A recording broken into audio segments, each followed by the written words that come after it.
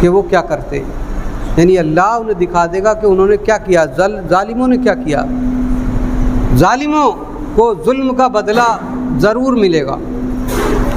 کئی جگہ اللہ تبارک و تعالیٰ نے اس طرح کی آیات قرآن پاک میں نازل فرمائیں کہ جو جیسا کرے گا ضرور وہ اس عمل کے بارے میں، جیسے کہ اللہ نے ارشاد فرمایا فَمَن يَعْمَلْ مِثْقَالَ ذَرَّةٍ خَيْرًا يَرَهُ وَمَن يَعْمَلْ مِثْقَالَ ذَرَّةٍ شَرًّا يَرَهُ۔ ذرہ برابر بھی اگر کسی نے گناہ کا کام کیا ہے تو وہ گناہ کی اس کی سزا دیکھے گا، اور اگر ذرہ برابر بھی کسی نے نیک کام کیا ہے تو وہ اس کی جزا دیکھے گا۔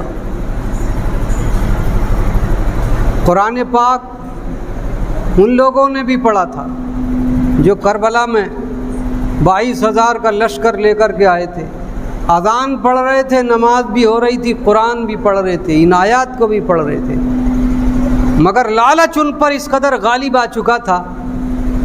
حضرت سعد ابن ابی وقاص کا لڑکا عمر جس کا نام تھا، رے کی حکومت یعنی ایران کی حکومت کے لالچ میں چمن زہرہ کو لوٹنے کے لیے چلا آیا۔ ابن زیاد نے کوفے کے لوگوں کو اعلان کرا دیا کہ جو کوئی لوہے کی تلوار لے کر کے آئے گا اس کے وزن کے برابر مجھ سے سونا لے کر کے جائے گا۔ تو سونے کے لالچ میں سب نے تلواریں لے لی، سب بک گئے۔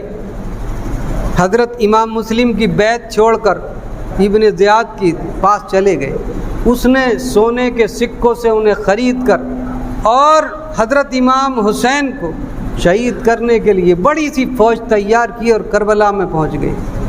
10 محرم الحرام کو 61 ہجری کو واقعہ رونما ہوا، اور چمن زہرہ کے وہ کھلے ہوئے پھولوں کو اور جو کلی تھی انہیں سب کو ان ظلم کے تیروں نے مسل کر کے رکھ دیا۔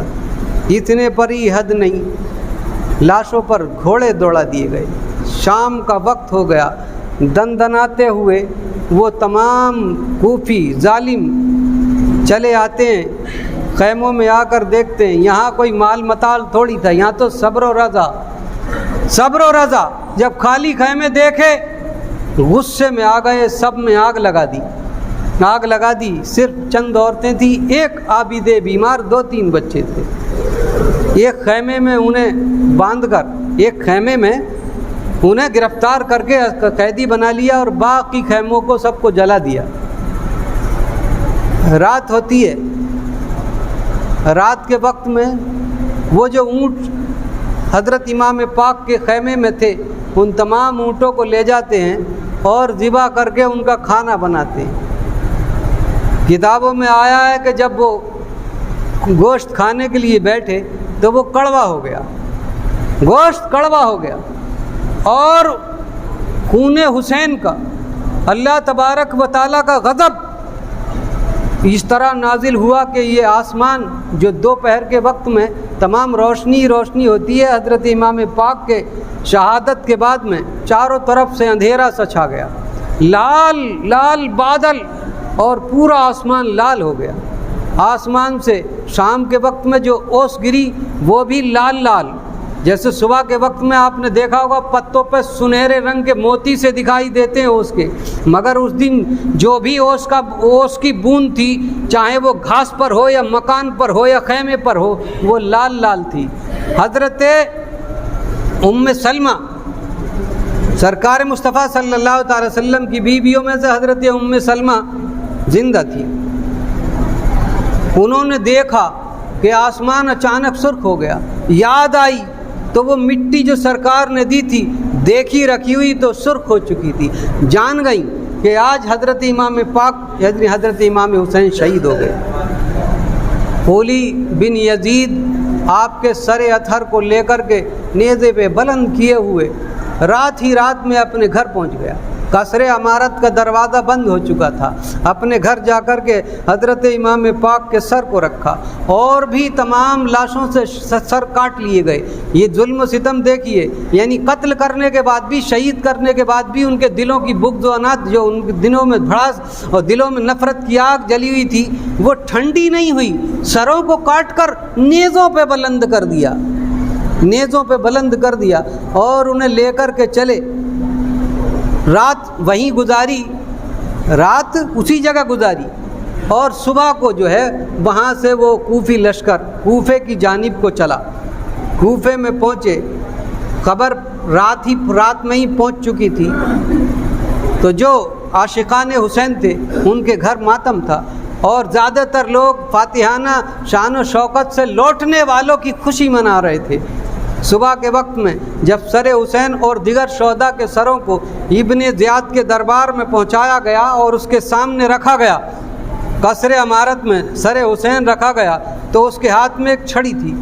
چھڑی سے آپ کے لبھائے مبارک کو، دندان مبارک کو لگاتا اور کہتا کہ یہی وہ منہ ہے، یہی وہ زبان ہے کہ جس نے یزید کی بیعت سے انکار کیا تھا، آج اس زبان کو ہم نے بند کر دیا ہے۔ حضرت زید بن ارقم بوڑھے صحابی تھے، اس وقت دربار میں موجود تھے۔ کہا آپ نے، ارے ظالم یہ تو کیا غضب کرتا ہے؟ میں نے اپنی آنکھوں سے اسی جگہ جہاں تو چھڑی لگا رہا ہے سرکار مصطفیٰ صلی اللہ تعالی وسلم کو بوسے لیتا ہوا دیکھا ہے۔ بوسا گاہے مصطفیٰ پر تو چھڑی لگاتا ہے؟ ارے ظالم، جن کا تو کلمہ پڑھتا ہے اور انہی کے نواسے کو تو نے شہید کیا، اتنے پر بھی حد نہیں، اب بوسا گاہے مصطفیٰ پر چھڑی مارتا ہے۔ تو کیا کہتا ہے ابو عبید اللہ ابن زیاد کہ اب بڈھے اگر تو سٹیا گیا نہ ہوتا تو میں تجھے ابھی قتل کر دیتا۔ تو آپ نے ارشاد فرمایا کہ میرے بڑھاپے کا تو خیال کرتا ہے مگر آل رسول کا خیال نہ کیا، رسول کی نسبت کا خیال نہ کیا، تو نے چمن زہرا کو اجاڑ دیا۔ اتنا کہہ کر کے اے کوفیو، تم نے ایک اچھے آدمی کو چھوڑ کر ان کا ساتھ چھوڑ دیا اور ابن مرجانہ کو، سمیہ کے بیٹے کو اپنے اوپر مسلط کر دیا ہے، جو تمہارے اچھوں کو مارتا ہے اور بروں کو رکھتا ہے۔ اتنا کہہ کر آپ واپس نکل گئے، یعنی دربار سے نکل گئے۔ تمام کے تمام سر آ چکے تھے۔ اعلان کر دیا اس نے کہ ان سروں کو نیزوں پر بلند کر کے پورے کوفے کے گلی کوچوں میں تشہیر کی جائے، اور ان قیدیوں کو جو جن کے بال کو بھی، جن کے دوپٹے کو بھی میرو ماں نے نہیں دیکھا تھا، جن کے گھر سے پردہ چلا، جن کے گھر فرشتے بھی اجازت کے بغیر نہیں آتے تھے، انہی کی شہزادیاں ہیں کہ انہیں بے دوپٹے کے گلی کوچوں میں کوفے کے گھمایا جا رہا، تشہیر کی جا رہی ہے۔ لوگ جو رونے لگے تو حضرت زینب کو غصہ آ گیا، آپ نے ارشاد فرما دیا، اس وقت کے الفاظ کیسے کیفیت کے الفاظ تھے، جو منہ سے نکلتا تھا وہی پورا ہو رہا تھا۔ حضرت زینب نے ارشاد فرمایا ہے، ظالمو تم ہی تو کوفے کے تم ہی تو میرے بھائی کو بلانے والے، خط بھیج کر بلانے والے تم ہی تو ہو، اور تم ہی نے میرے بھائی کو شہید کیا، بے دردی سے شہید کیا، میری تمام آل کو کاٹ دیا، اور تم ہی ماتم کرتے ہو۔ خدا کرے کہ تم قیامت تک ماتم کرتے رہو، قیامت تک روتے رہو۔ وہ شیعہ جو اس زمانے میں رو رہے تھے آج بھی رو رہے ہیں، آج بھی ماتم کر رہے ہیں، وہی بلانے والے تھے، وہی بیعت ہونے والے تھے، وہی مارنے والے تھے، وہی رونے والے تھے، آج بھی رو رہے ہیں۔ یہ حضرت زینب کے نکلے ہوئے منہ سے نکلے ہوئے الفاظ ہیں، قیامت تک ماتم کرتے رہیں گے۔ سید الشہداء وہ تو مقام شہادت پر فائز ہو گئے، مگر ان ظالموں کو رونا کہ وہ روتے رہے اور اب بھی رو رہے ہیں، قیامت تک روتے رہیں گے۔ تشہیر کی گئی، رعب و دبدبہ بنایا گیا۔ اس کے بعد میں چند سپاہیوں، شمر، ذی الجوشن اور وغیرہ وغیرہ کو، چند لوگوں کو ساتھ کر کے 100 سپاہیوں کا دستہ دے کر کے کوفے سے دمشق کو وہ اسیران کربلا کو بھیج دیا گیا۔